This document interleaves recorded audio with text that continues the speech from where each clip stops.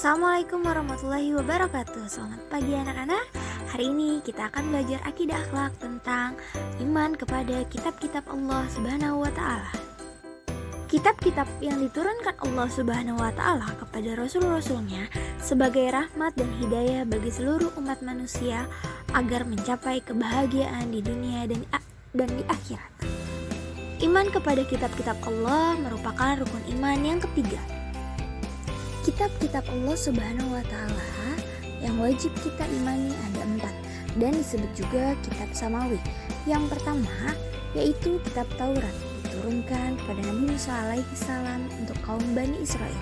Yang kedua, kitab Zabur diturunkan kepada Nabi Daud alaihi salam untuk kaum Bani Israel. Yang ketiga, kitab Injil diturunkan kepada Nabi Isa alaihi salam untuk kaum Bani Israel. Dan yang keempat, kitab Al-Quran diturunkan kepada Nabi Muhammad SAW untuk seluruh alam. Mari kita bahas satu persatu tentang kitab-kitab Allah. Ya, yang pertama, kitab Taurat. Kitab Taurat berbahasa Ibrani yang artinya syariah atau perintah, berisi keyakinan untuk menyembah Allah Subhanahu wa taala dan larangan menyembah berhala, menerangkan tentang kedatangan Nabi Muhammad SAW sebagai Rasul yang terakhir.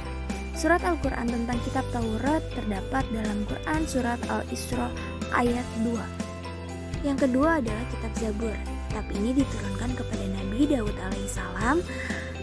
Kitab ini berbahasa Kipti yang artinya tulisan dan berisi tentang beberapa zikir, pengajaran, dan hikmah yang merupakan petunjuk atau wahyu dari Allah Subhanahu wa taala yang berlaku bagi umat Bani Israel. Firman Allah Subhanahu wa taala tentang kitab Zabur ada pada Quran surat Al-Isra ayat 55. Yang ketiga, kitab Injil. Kitab ini diturunkan kepada Nabi Isa alaihi salam. Kitab ini berbahasa Yunani dalam bahasa Arab yaitu Al-Bisyarah yang artinya kabar gembira. Kitab ini berisi keterangan dan ajaran-ajaran yang membenarkan atau memperkuat ajaran kitab sebelumnya. Surat Al-Quran tentang kitab Injil terdapat pada Quran surat Al-Maidah ayat 46. Dan yang keempat adalah kitab suci Al-Quran. Al-Quran artinya bacaan atau yang dibaca. Al-Quran merupakan puncak dan penutup wahyu Allah yang diperuntukkan dan pedoman bagi manusia yang diturunkan Allah kepada Nabi Muhammad SAW secara berangsur-angsur selama 22 tahun 2 bulan 22 hari.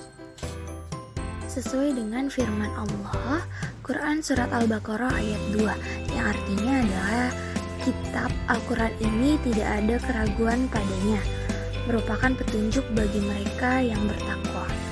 Dalam kitab suci Al-Quran ini mencakup semua aspek kehidupan seperti akidah, tata cara beribadah, dan tata cara hubungan kemasyarakatan. Al-Quran memiliki nama-nama lain seperti Alkitab, artinya adalah kitab. Yang kedua Al-Furqan, yaitu artinya pembeda. Al-Mau'izah artinya nasihat, Al-Hikmah artinya kebijaksanaan, Al-Huda artinya petunjuk, dan Asy-Syifa artinya obat. Hikmah beriman kepada kitab-kitab Allah. Yang pertama, menyadari bahwa Allah Subhanahu wa taala menyayangi hambanya. Yang kedua, selalu bersyukur. Yang ketiga, selalu melaksanakan perintah dan menjauhi larangan Allah Subhanahu wa taala. Dan yang terakhir, menjadi pedoman agar hidup lebih terarah. Sekian materi akidah kita hari ini, semoga bermanfaat. Dan jangan lupa selalu jaga kesehatan. Wassalamualaikum warahmatullahi wabarakatuh.